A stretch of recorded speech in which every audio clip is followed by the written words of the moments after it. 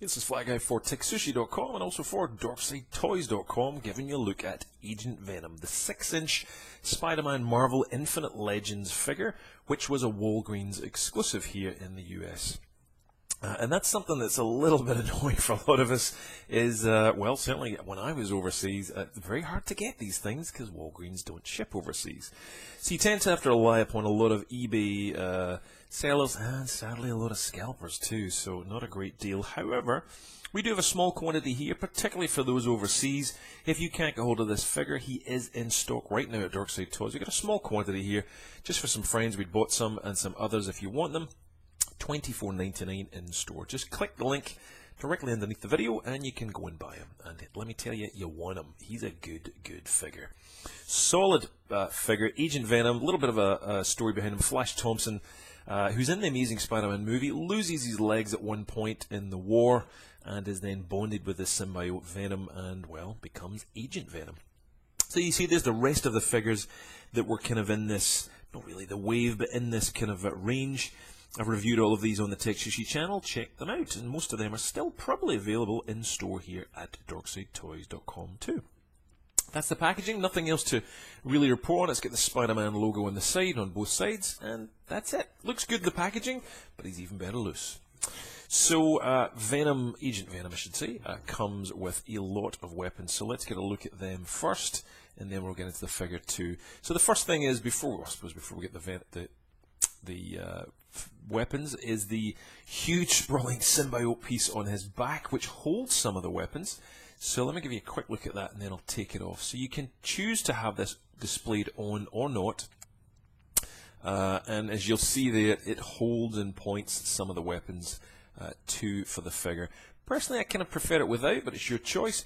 Plug on the back of it, you can just see that you literally pull that out of the pin, and there you go, the figure can then be displayed. So let's get a look at this first of all, this huge symbiote piece. So again, there's the pin which allows you to plug it in at the back.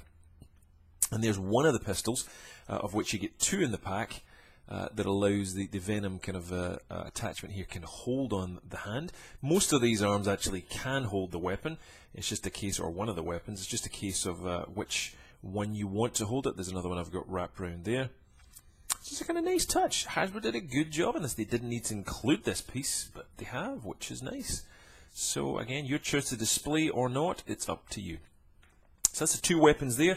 The other two weapons we have here, one of my favorites, which we've seen before, is this kind of laser dart rifle. You'll see with that red dot on the front of that pistol there. He just holds that superbly. It fits really well into his hands. And really nicely done. No chrome or any other detail on it, but it's still a nice touch overall. There we go. There's some more detail on the sculpt. Really good sculpt, though. Absolutely love that. And the other one, again, we've seen this before. I certainly recall having seen this on Mystique. And the Punisher, I think, in the Marvel Legends wave, is this kind of silver Uzi looking rifle. And again, nicely sculpted. No other detail on it, but it is, rather than a solid black, at least a kind of silvery color. It looks a little different, so nicely done. So onto the figure itself. He's got these great Koopa-like shells from Mario here on the shoulder, but they look very good, very alien-like and very kind of weirdly detailed with lumps and almost fins on them. They look incredible. They really do look good. Lots of really good sculpting and dimples and all sorts of stuff going on there. And they're kind of layered like two there, as if there's two of them on the figure itself. They're kind of pinned onto this body armor piece here, and they're pretty flexible, so you can move this up and down quite a fair bit, allowing you to move the kind of muscles in the arm and the articulation without the figure having to be restricted by these kind of Koopa shell protective shoulder pads. These are serious shoulder pads, it has to be said. You would not want to come into contact with one of them in your face, but there we go. So the figure underneath, you'll see, has this vest piece which clips together just in there, and there's nothing to show you underneath the figure. I've had a look. It's just a plain black body, so you really do want to display it with this, again, shell-like kind of piece all over across the body, which just puffs it up and gives it this kind of neck shoulder piece and protection here, which we'll talk about in a minute or two regarding the articulation. On the belt, it looks like we're getting the Bucky cap belt, and maybe from some other many Marvel Legends figures before. Sadly, there is no shading on it. There's no kind of detail and differences. Like that knife could have had something in some of the canisters. So lots of customizers I know have tweaked and done stuff to that, but nothing really else going on. And little grenades and so forth, pouches and whatnot. And there's a pistol molded into the left leg, sorry, the right leg, my bad, but it's not removable. So we get some nice touches here. You get a black handle and you get the silver, but there's no other kind of detail on that. But nicely done. I love the sculpt and detail on the belt. But again, we've seen that belt, I'm sure, many times before. So on with the rest of the articulation. So, I should give maybe a quick look at the facial sculpt. There's not a great deal going on, but some nice sculpting there in terms of the ear. But that's pretty much it. It's a solid black figure, not a great rest of detail. That is these little shin protectors there, like that. Nicely done, but all solid black, so not a great deal else going on. So articulation, as I mentioned before, the head is restricted a little bit by this back piece there, on that there, but you can get a fair range of movement. And if you were to move this protective piece forward just a little, you could get that chin down a little bit more in there. But you can see his ball joint on a hinge, so he swivels around, plenty of movement on him. Again, these shoulder pads do restrict it a little bit, but you are able to move that a fair deal. You can see the ball joint with a hinge there underneath there, but it also has swivel biceps. You'll also see the elbows, we have double joints on there too, and there is this swivel Koopa shell-like claw gauntlet almost. The wrists don't have any extra articulation, they're all molded and part of the one piece. You can see there's no movements, although it looks like joints, there's none there, so they're all solid, but that's fine, it looks good. The figure doesn't really have any kind of ab crunch, it's a little bit limited, but he does swivel his waist, so there's a fair bit of movement once you move it around.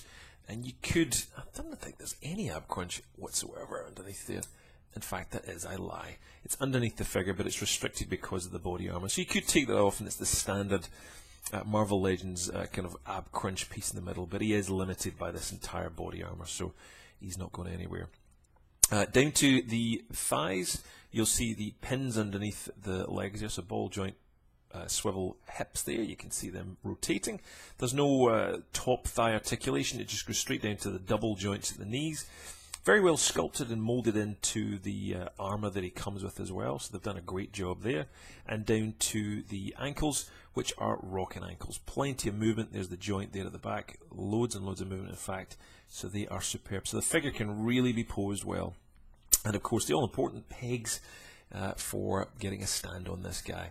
But he looks great. I think he looks fantastic. And considering outside the USA you cannot get this thing, I would have been grateful even before I came here to be able to get this thing. So again, if you want to buy it, click the link directly below and it will take you onto Dorkside Toys and you can pick up Agent Venom. He's currently $24.99.